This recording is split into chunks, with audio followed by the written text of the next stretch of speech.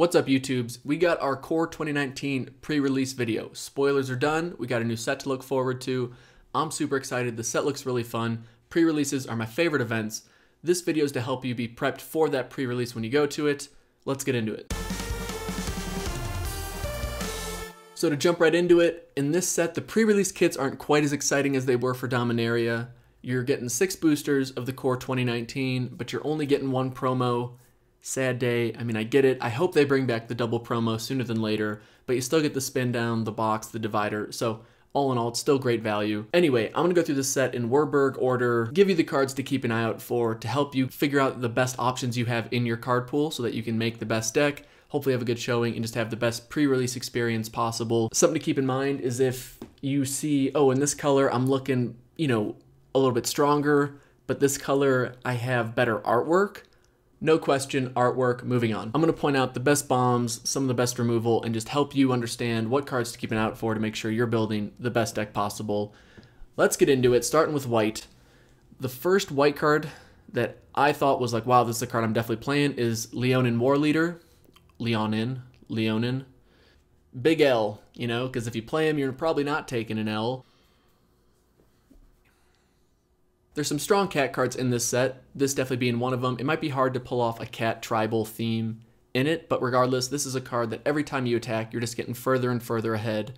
And if you're fortunate enough to be able to team it up with Mentor of the Meek, this card's great.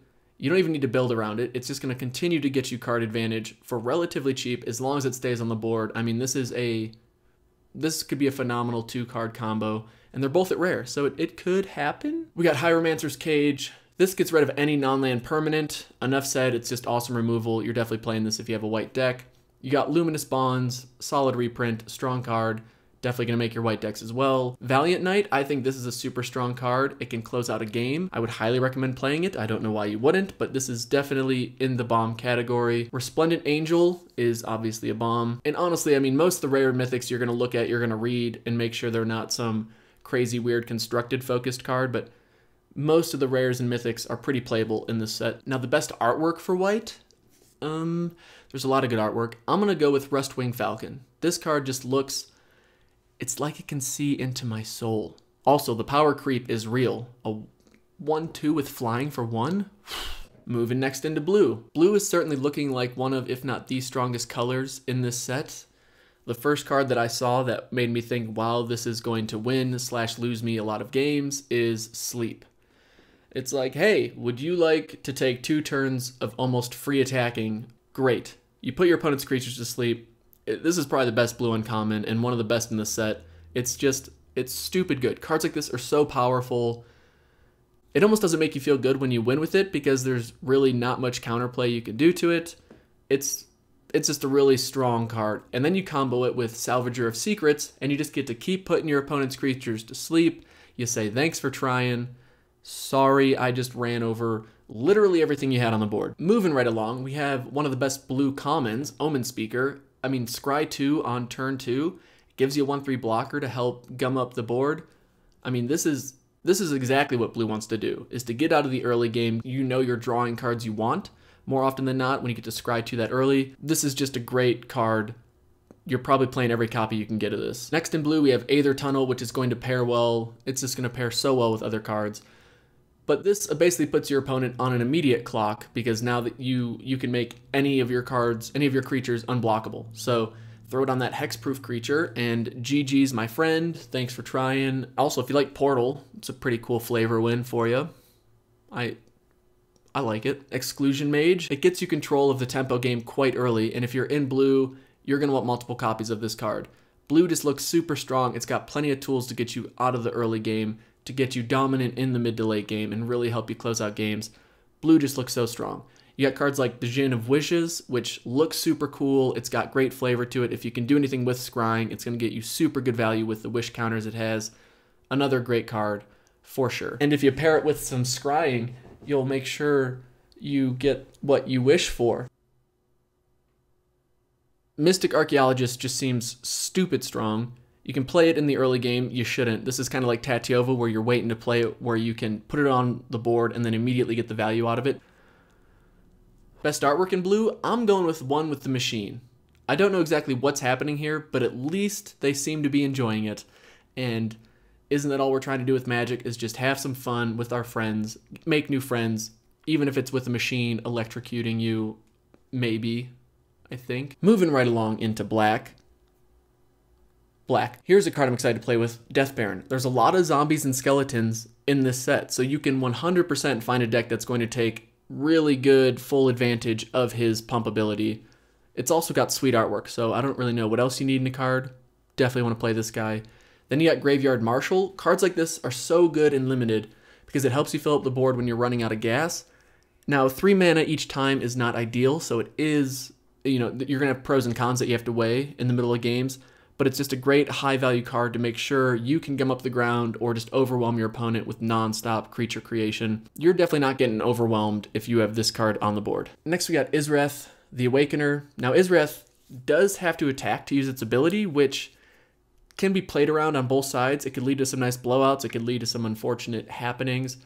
But either way, it lets you recast stuff from your graveyard, so you could do some self-mill/mill workarounds with it. Regardless, this is a great card that gives you bonus value every time you get to attack with it. There's options in the set to allow you to attack with it with some type of evasion or the guaranteed it doesn't die. So this is definitely a card to keep an eye out for in your deck. We got Open the Graves. Obviously, this is another card that helps you go wide. No one's getting around your wall of zombies. Taking off a turn to play it can be rough, but a card like this can just shift the momentum of a game because now your opponent can't just trade creatures off. They now have to deal with the zombie that rises in the place of whatever they struck down. So another really awesome card. It goes well with this black theme they have going on of skeletons and zombies. Nice card. Plague Mare is like our Chain Whirler boy back for the party. I actually think it's better than Chain Whirler, but either way, you get this card, you're playing it, moving on. Then there's Phylactery Lich. You got the big PL because it's a personal loss if you play this card. I would say you stay away from it. A 5/5 for 3 that's indestructible seems amazing, but you need to have an artifact in play to play it, and once that artifact leaves, this card leaves. So my initial reaction is you don't play it because it's going to get stuck in your hand. I'm someone who typically main boards enchantment/artifact removal, especially at pre-releases and sealed type events. There are chances, though, if you can get this thing out turn 3 or 4, that you're just putting a threat on the board that your opponent can't deal with. I'll leave it up to you, but do not think that having to have an artifact in play with it is a negligible prerequisite for it. A card that you're playing regardless, though, is Demon of Catastrophes. Like, if your opponent sees that come down on turn 4, it's going to be a catastrophe. This card's going to be super strong and limited. Obviously, you play it if you get it. Moving on. And of course, this set is not lacking in some really good, simple black removal. We got Murder coming back. It's in contention for best removal in the set. Instant speed at 1 and 2 black. I think it's really up there. It's hard to splash, though. There is even less mana fixing in this set than there was in Dominaria. But if you're in black, you're super happy to pull this card. You're playing it. Strangling Spores. This is another removal that is easier to splash. And the -3/-3 can be sometimes better, sometimes worse. But this is just a really strong, really solid removal card. You're obviously playing it if you're in black. Last but not least is Liliana's Contract. I just like this card because, I mean, paying 4 life to draw 4 cards can bring you back from the brink of losing to winning, or if you're about to lose and you just want to assert your dominance, you say, you know what, I'm going out on my terms, and I play this, and I scoop. I would definitely say you play this card in limited, though. 4 cards for 4 life. Good value. Best art in black, if not the best card in the whole set, Fraying Omnipotence. You get a high 5 from me if you play it. I think it's hilarious. I would high 5 you if you played this against me to pre-release, because it's just a great flavor win. It makes the game, I think, way more laid back and enjoyable. If you get it, I think you should play it. The creepiest artwork is also in black, no surprise there, but it's Nightmare's Thirst. Yeah, this card's weird. Ooh. Red. So red is not messing around this set. We have a lot of removal, and it's going to also keep constructed play pretty strong because it's keeping around some of our tried and true cheap instant red removal. We have Shock, a really nice 1 red spell. You're playing all of these. You also get Lightning Strike back. For 1 in a red, you're dealing 3 damage. You're playing all of these you can get. Then we have Electrify, which is 4 damage for 4 mana instant speed. Yes, please. Not quite as good. Fiery Finish. I do like the artwork a lot. I'm wishing it could attack a player you could hit a player with it because then the name would really be fitting for how the game ends, but probably way too strong, but it's a much better flavor win. Either way, cool card. Banefire is next. Banefire, here is a card that is 100% going to see play in Constructed, at least in the sideboards. The fact that once it gets to 5 or above means it can't be countered or prevented, man, that is just wow. This is a card you 100% play, and even if you're flooding a bit, you're just thinking to yourself, one more mana, I end the game. And you're in a way smiling about it because it's pretty hard to be dealt with. Artwork, again, is pretty sweet. Or if you're done messing around, you just throw a lava axe to the face and deal a casual 5 damage. Now, I think my fiance's favorite card in this entire set is got to be Lathless Dragon Queen because she loves dragons. And this card, she's like the matriarch of this set. I just cross my fingers I can pull her and then get another dragon card. Like, imagine playing her and then playing a dragon egg or something because that's still going to trigger her ability. And every time you get a non-token dragon, you get a bonus dragon to come along with it. Like, that is, yeah, obviously this is one of the best bombs in the set. Combo her with Spitflame, and now you have a really quick way to close out the game. Red is not messing around this set. The best art in red, obviously it's Thud. Enough said, right?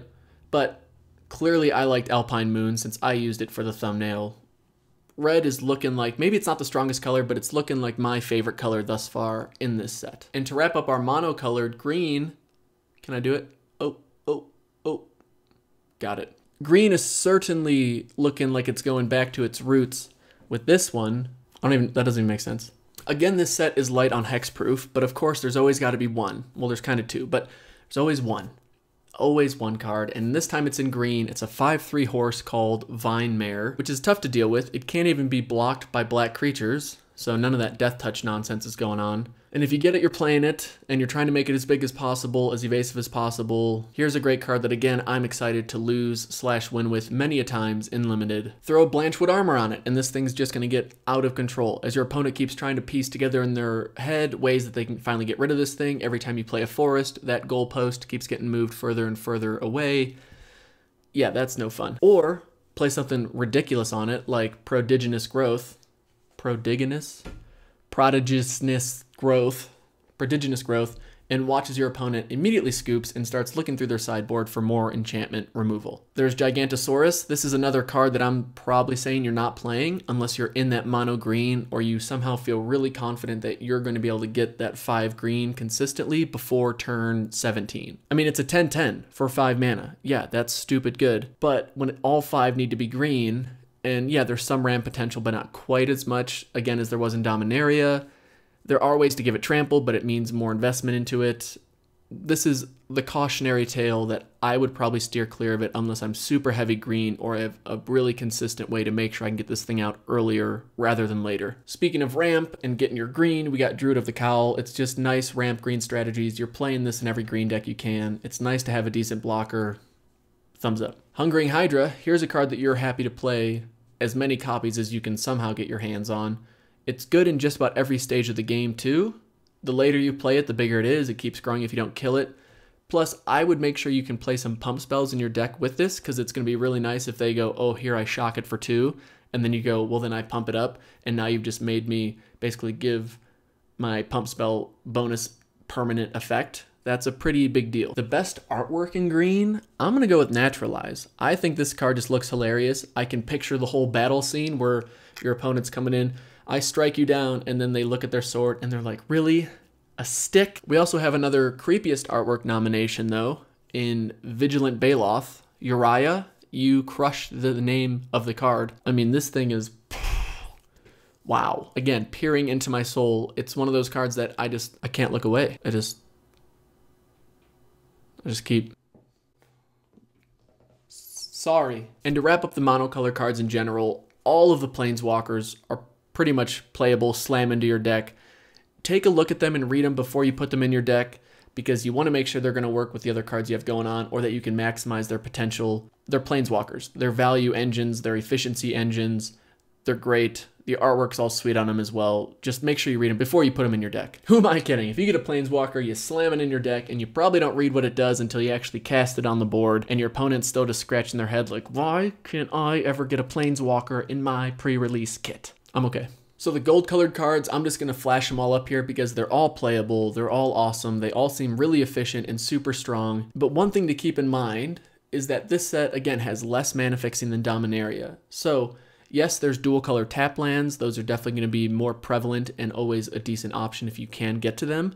But when you're playing these 3-colored Elder Dragons, for example, you want to make sure you're staying cognizant of it as you're building your deck, that you don't just say, well, I have my 1 card and my 2 lands and hopefully it works out. Because you definitely don't want that bomb, that game-winning thing being stuck in your hand all game. But here are my 2 favorite besides the obvious Elder Dragons, which are all super strong and just awesome. We got Poison Tip Archer. This card here, it's a card that's going to cause your opponent a lot of problems, especially if you can keep it around for multiple combats, because Death Touch and Reach is just a super nice, super deadly combo. Second is Skyrider Patrol, and this just reminds me of Hadana's Climb, which I lost to at my Rivals of Ixalan pre-release. It's stupid good. Every turn you get to pump a creature and give it flying, so eventually you're just running over your opponent over the top. You're getting through whatever blockers they have. If they can't deal with this right away, GG's, thanks for trying. And the artwork's also pretty cool. Colorless, there are some really good colorless cards in this set. There's a couple that make me scratch my head and think, wait, really? And the first one that made me do that is Chaos Wand, because you're exiling cards off the top of your opponent's library until you find an instant or sorcery card. You cast it for free, meaning your opponent no longer has access to it, and then you put all those other exiled cards back in their deck, great. And if your opponent is anywhere near the situation or circumstance where they need to draw out to find their removal or find their answer to your big threat, this card is definitely going to win some games. If I get it, I'm definitely playing it. Another top uncommon for this set is Rogue's Gloves. It's just top tier for the entire set. You quickly get the card advantage with any type of evasion. Your opponent is incentivized to block because they want to make sure that you're not just constantly getting this free card without having to pay mana for it. Sure, it's a bit of an investment, but honestly for 2, and it only takes 2 to equip, I'd still say there's potential for this card to win you games. Another card that's going to win us games is Bearded Sword, Sigiled Sword of Vaelron, Valerian. This card, again, potential game winner. You just overwhelm your opponent with creature after creature each turn. It's pretty hard to come back from this. Again, if I'm playing in limited sealed type environments, I am main boarding Artifact and Enchantment Removal, because any of these 3 cards that I just said could very well cost you the game, and I think that's worth the risk. The card I'm most curious to see played, and I think is definitely playable, is Transmogrifying Wand. That is a long word. You get 3 shots at any creature. You pump your creatures up maybe, you make them into 2/4 Oxes, or you take care of your opponent's bombs or evasive creatures and make them into 2/4 Oxes. It's just a really strong card, especially at pre-release. If you get this, you should play with it because it seems like it's a lot of fun to play with. If you play with it, I want to know how it goes. Let me know what your best target was for it. Let me know how it swung the game for you. Please keep me posted because this card seems hilarious and awesome. Another card getting a solid reprint for the limited environment, Explosive Apparatus. There's a lot going on with artifacts in this set as well. So a card like this, where it's going to give you some synergy, as well as be there to be lobbed at your opponent's creatures that are sitting in the back or trying to be evasive with low toughness. This is a really strong card for certain colors that don't have the easy removal options or the ability to deal with small evasive creatures. And you've probably been waiting for it, but here is one of the 2 real mana fixing options we have in the entire set, and that is Manalith. Because I just like this card because it has a great name. It's a monolith that gives you mana, Manalith. Nailed it. It's also a little rampy, because you're paying 3, but now you have a 4th mana available, so this card's definitely going to be seen play in this set, no doubt. The other mana fixing option we have, it's a land. It is Rupture Spire. Now you can't use it the turn it comes out. It also sets you back a bit because you have to pay 1 for it to come into play. But after that, from there on out, you now have access to every color, so that is nice. This card's definitely going to be seen play, especially if you're in one of them 3, maybe even 4 colored decks. You're going to be playing multiples of these if you can get your hands on them. Best artwork though, Beard Sword guy's up there, but I'm going with Field Creeper because I think this card just looks hilarious. Yes, it's creepy artwork. Anthony, you nailed it. I know it's a reprint. I don't care. Sometimes people print out the same picture multiple times. That's what you're doing here because it's a great picture. So that wraps up the card review. Now, generally speaking, what are some of the archetypes that I see coming out of this set? Black just has a really strong showing with the skeleton, zombie, even bats. There's multiple options that can make this work. So I see black-blue being a really strong, popular option, especially if you can just build your big wall of creatures, and then you have the options in blue to make them evasive or put your opponent's creatures in a situation where they either can't block or they're blocking disadvantageously. There's a lot of cards that are just going to allow people that go wide to get through in this format. So black-blue definitely seems like a strong tempo card advantage type archetype. Blue artifacts also have a lot of synergies going on. So blue-white historic seems to stay, just kind of a bit tweaked from Dominaria. Now it's just blue-white artifacts. You're going to get card advantage. You're going to have the ability to stall your opponent. This is just going to be, I think, a fun archetype to try and get. Red-green, I think, has a lot of potential in this set because red gives you the ability to just knock out your opponent's creatures, and green just has so many huge creatures that you can then give trample to a bit easier in this format than you could in Dominaria. It's going to be harder for them to get chump blockers when there's so many removal options in red. I see red-green actually having a bit of potential here. We got white-green enchantment, because there's a lot of cards in white and green that are going to give you bonuses for playing enchantments on your cards, and they're going to help you not necessarily get 2-for-1 where it's a total blowout if you do end up losing a creature that has an enchantment on it. And last but not least, the archetype that I would love to see tried, if you can pull it off, high five, fist bump, best of luck to you, is Arcades the Strategist. I mean, you just draft or look through your sealed pool for all the walls, because typically walls are pretty good value just on a toughness to mana cost ratio. And the fact that Arcades now lets you attack without defender, and now you're basically, like if you're an 0/4 wall, you're now basically a 4/4 creature attacking. That's pretty good. I think this would be a hilarious deck idea if you can pull it off. Again, if you go for it, best of luck to you. You deserve the W. So with the spoilers being done, that's the end of this review. I'm going to go more in depth when it comes to draft ratings and draft rankings. But this video is just meant to get you ready for your pre-release so that you feel confident when you crack open your sealed pool. You can quickly visualize, have in the back of your mind, okay, these are the cards I remember hearing. These are the cards I want to build around. These are the cards that I think are going to get me the most bang for my buck and give me the most well-rounded, best deck I can get. One of my next videos will also be exploring why Dominaria was slow and the findings that I have, how they can apply to Core 2019 and what I think Core 2019's pace is going to be. So if you're interested in that, please hit that subscribe button. If you like limited content as well, I'm a big fan of limited, so I'm going to be doing a lot of deck techs, a lot of drafts. So please continue to check out the channel. I'll keep trying to make content you enjoy, and it would really mean a lot to have your support. If you have any questions, leave them down in the comments. I will be sure to answer everyone, or just come back and let me know your thoughts. Let me know if you agree with my assessments on what cards are good and definitely playable, or if you disagree with something. Did I miss a card that you're super excited about? Or just come back and tell me how your pre-release went. I always like hearing those stories because pre-releases are such fun events. Most people just have an amazing time, hence why they are one of, if not my favorite event overall. Hope you have a great pre-release. I appreciate you watching. We'll see you in the next video. Peace.